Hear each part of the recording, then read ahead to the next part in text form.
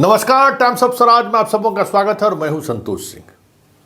और आज हम टाइम्स ऑफ स्वराज में एक बार फिर से हम कह रहे हैं कि भाई सामने पाठक है। पाठक को आप पाठक के तरीके से ही हरा सकते हैं या पाठक को कमज़ोर कर सकते हैं। ये बात हम कई महीने से मास्टर साहब लोगों को समझा रहे हैं। बहुत लोग समझे हैं, बहुत लोग नहीं समझे हैं तो परेशान हैं। लेकिन विश्वविद्यालय के प्रोफेसर, कुलपति और राज्यपाल महोदय अभी भी नहीं समझे हैं। 2 झटका पाठक दिया है, फिर भी ये समझने को तैयार नहीं है। तो आज बुलाए हुए था पाठक, सभी विश्वविद्यालय के कुलपति को वर्कशॉप में नहीं आए तो एफआईआर दर्ज करने का आदेश कर दिया है। और एफआईआर दर्ज करने का जो मजबून है ना, वो मजबून इतना तगड़ा है, या ये यूँ कहे कि लीगली इतना मजबूत है कि आनंद फानंद में राज्यपाल महोदय सब विश्वविद्यालय के कुलपति को बुला लिए हैं पटना कि आइए। क्योंकि जो आरोप है वो आरोप वित्तीय अनियमितता का। बरसों से विश्वविद्यालय को सरकार ने जितनी राशि दी है आज तक उसका यूटिलाइजेशन नहीं दिया। बरसों से शिक्षक के वेतन भुगतान को लेकर, कर्मचारियों के वेतन भुगतान को लेकर, कर्मचारियों के वित्तीय जो प्रावधान है उसको लेकर सरकार के द्वारा बार बार कहे जाने के बावजूद भी उसके गाइडलाइन का अनुपालन विश्वविद्यालय नहीं कर पाई है।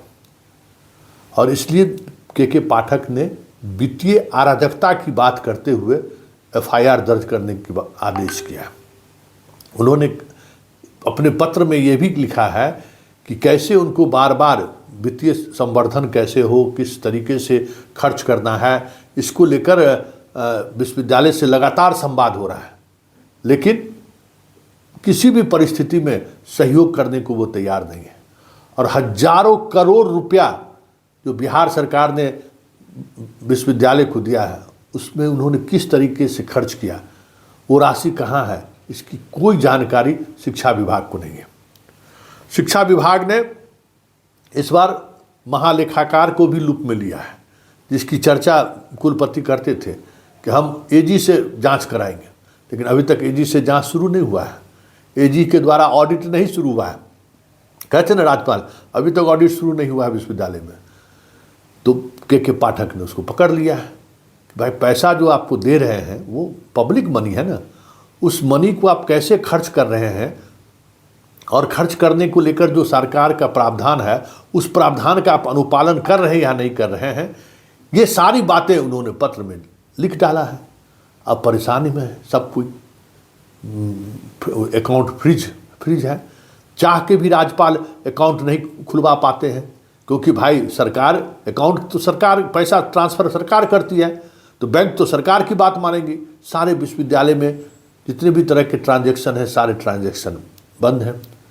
कल राज्यपाल सभी विश्वविद्यालय के कुलपति को बुलाए हैं और कहा जा रहा है कि मुख्यमंत्री को जन्मदिन की बधाई देने जो राज्यपाल महोदय गए थे उस दौरान भी उन्होंने इशारों में पाठक से मुक्ति दिलाने की बात उन्होंने कही है। लेकिन नीतीश है कि सार्वजनिक मंच पर जिस तरीके से पाठक को लेकर राज्यपाल महोदय ने सीएम पर तल्ख टिप्पणी की थी, तो भले आज कल सीएम उस मानसिक हालात में नहीं है, लेकिन जिस हालात में भी है इतना तय है कि उस अपमान का बदला गिन गिन कर लेंगे नीतीश, ये सभी जानते हैं। ऐसे में आने वाले समय में कई कुलपति की मुश्किलें बढ़ जाएं तो कोई बड़ी बात नहीं होगी।